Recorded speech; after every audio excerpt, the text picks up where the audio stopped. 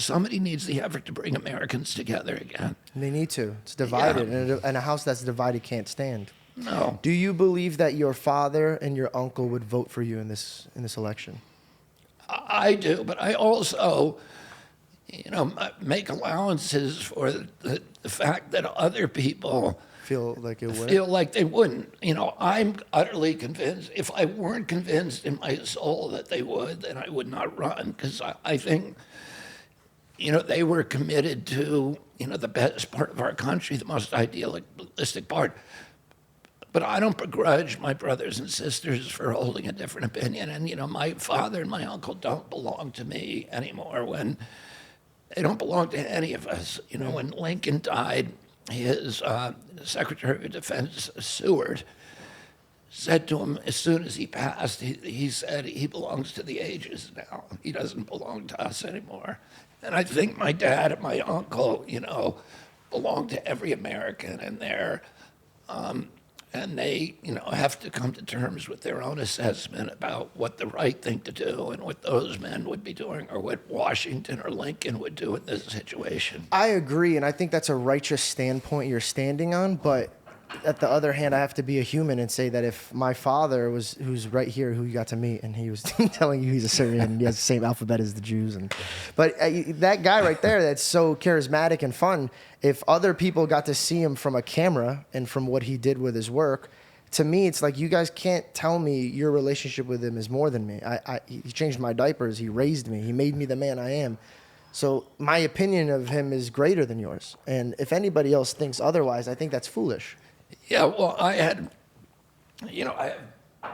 10 siblings who, my dad also changed their diapers, and they disagree with me as to how he would feel about my campaign. So I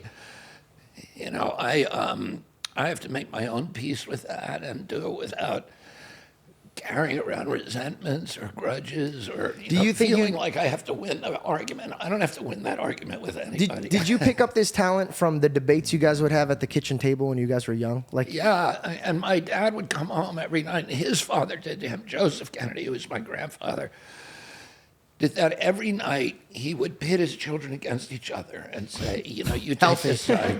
Real healthy. In a debate. Yeah. Yeah. They wanted to measure their mettle. He wanted to see that, he wanted to hear them make arguments. And, two of his sons, there was a famous, my grandfather was the opposite of a socialist or communist. He did not like communism. He didn't like socialism. And at that time, the greatest intellectual in the Western world, who was a purveyor of socialism, was a professor at the London School of Economics called Harold Lasky. And my grandfather sent his two sons, his two eldest sons, Joe and Jack, to go study under Lasky, to learn his point of view, because he felt we shouldn't be scared of ideas. We should be able to debate every idea. And what's there to be scared of? If you ponder, we actually just had this conversation.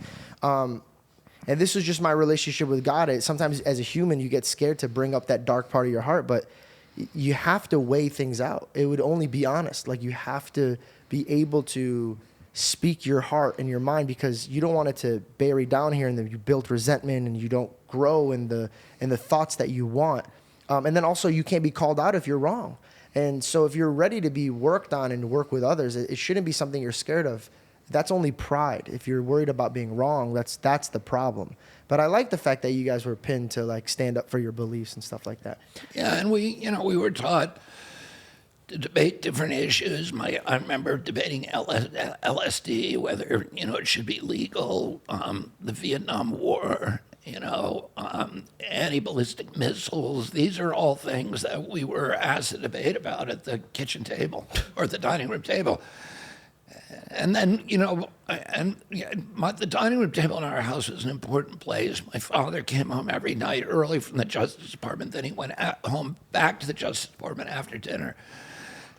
And he was an incredible war historian. He would come and tell us, on vacations, he'd take us to the battlefields of the Civil War, the Revolution, like his mother had done with him he talked about the Peloponnesian War. He talked about, all of these battles that changed history, Genghis Khan, and so we were raised excited about that. The Charge of the Light Brigade, all of these historical events, and my father would teach us about that. We had to come on Sundays. We had to come prepared to with a biography, so we would memorize the biography of a famous person, and we'd talk about it at dinner, or we would have to memorize a poem. And so we had kind of a high level of discussion. At the dinner table, there's now 11 kids, and my mother, father, they're often house guests, but there was only one conversation allowed. You couldn't start talking to the person next to you. Everybody was participant in the big conversation, and then he would ask us to debate different things. And to debate them with passion, with knowledge, using reason, all of the tools of logic, and then discuss how we did. But we were also taught that you can't hate the person that you're debating. It's an intellectual exercise, and that, you have to be able to have disputes with people without, and continue to love them. You have to respect. Yeah.